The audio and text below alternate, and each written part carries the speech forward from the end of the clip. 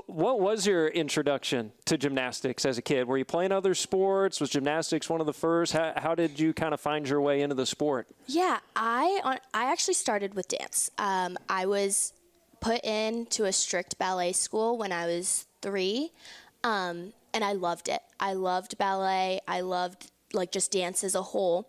But around the same time that my parents put me in dance, I started flipping around my house. I was trying to teach myself how to do handstands, cartwheels that weren't really good whatsoever, and it got to the point where I was trying to flip off of our couch, and my parents were like, "This is not safe whatsoever." So let's find a safe space for this. Exactly. So they did find my my first club gym, and it kind of it started off with kind of those mommy and me classes, and then I was at the little gym for a little bit, and after that I was like, oh no, I love this, I want to keep just flinging my body around, and so yeah, but then I continued to do dance. I did dance and gymnastics up until I was about 16, but there was a blip in there where I actually also did softball. I played softball in, I want to say it was almost a season and a half, I'd want to say, just time-wise, in about 4th grade. So I was doing all 3 at the same time. I loved softball. It was so much fun. My brother played baseball all of his childhood and growing up. And I was like, well, he's doing it, I can do it too. And so yeah, so in the end, obviously, it came to a point where I had to really decide if gymnastics was the thing I wanted to do, and I did. That was probably, the decision was made probably 5th grade, and I wow. I took a few steps back on dance. I just kind of cut out some classes. I moved studios because they wanted, the strict ballet school I was at, they really wanted me to be in there every single day after school, and I was like, I have to be at the gym. I can't. And while that was really, really sad for me, because I also had really big goals for ballet, I would not have changed it for the world at all. I'm so grateful that I stuck with gymnastics. And in high school, you were homeschooled and doing gymnastics 40 plus hours a week. People hear that number and they think that's a full-time job. Yeah. And what was that like during those years? And was there any burnout or anything like that? Or you were just in it the whole time, and that love that you spoke of never wavered? I would definitely say I did hit a point where I was feeling very burnt out. It was end of 2019, going into 2020, I had just come off of a really, really amazing season in 2019. I was I feel like I'm peaking at the exact moment I need to. And then a few months later, I was told I needed to put a screw in my foot. I actually ended up having surgery a couple days before we went into lockdown. So it ended up working out really great for me because nobody was doing anything. So I didn't feel so isolated. But it when that happened and when they told me I needed to have surgery, I was truly devastated. But also after surgery, I was I needed this break. Mm-hmm. I needed the time to rest and just let my body heal and just let my mind honestly just kind of stop for a little bit. And then once I started going again, restrictions in California due to COVID were really, really high. So I actually ended up moving to Minnesota. So I moved to Minnesota. Wow. Yeah. Oh, by the way. Yeah. So the end of my sophomore year of high school, I moved to Minnesota, and I stayed there up until I came back for college. Wow. Yeah. How was Minnesota? Cold. Cold, yeah. We moved first weekend of January, so it was peak winter. Yeah. And definitely a shock. I did not have a winter coat. I was not prepared for that at all. But it honestly was the very best decision for me. I had some really great coaches out there, and I truly I think, yeah, it was really hard because I was I moved away from all of my family and all of my friends that I had growing up, but I also made a whole bunch of new friends in Minnesota, and it was just very different. the process overall was just so, like, it was so spur of the moment. Like, my parents had kind of brought it up a couple times before, and I was like, no, like, I'm not leaving. Like, it's going to get better here.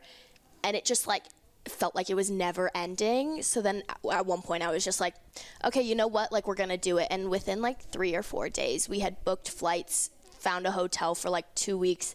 My parents were looking for, like, an apartment, and we were leaving, which was absolutely insane. Kind of just, like, uprooted our entire family.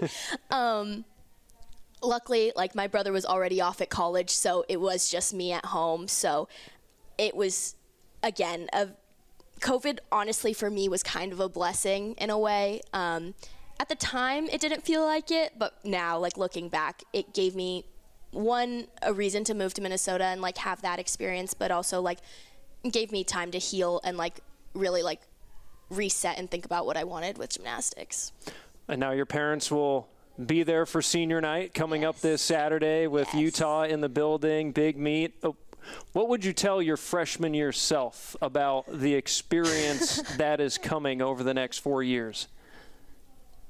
Honestly, to enjoy every moment. I think there came a point where I was just like, oh, I'm ready to get going. Like, I want it to be next year. I want it to be next year. And now it feels like it all happened so fast. And I feel like I just walked onto campus. And so it's crazy to be already at my last home meet in Pauley. And, like, it's very, very bittersweet. Like, I'm so excited to, like, graduate and enter the next chapter of my life. But I honestly don't know what my life is going to look like without gymnastics. So it's going to be, I think the biggest thing is just to be so present throughout it all. Mm-hmm. I meant to ask you about the 10 on beam last year. Do you know in the moment that was it? Or are you always just a little unsure? I think walking away from that routine, I knew it was one of my best, and I was really, really happy. I had a good feeling it was going to be a good score, but you kind of always walk away thinking, like, already kind of picking it apart yourself. Okay. I've always been curious, like, when gymnasts are done, are they 9.9, 9.85? Are they immediately, like, kind of sizing it up? For me, like, I definitely walk away from some routines and I'm like, oh, that, like, felt really bad. But, like, my teammates are like, no, it looked perfectly fine. And I'm like, oh, so it was just in my head? Okay. And yeah, walking away from that routine at Big Tens, I was like, I just wanted to put up the best routine possible for my teammates and for the team score as a whole. And I wanted to set up Emma in the best way possible. And for me, like, I don't watch a single routine before me on beam. I can watch all the other events, but now that I'm last up on beam, I've done this my entire college career, but I go and I, like, put myself, like, kind of in a corner, like I'm kind of in timeout, and I sit there with my back to the beam.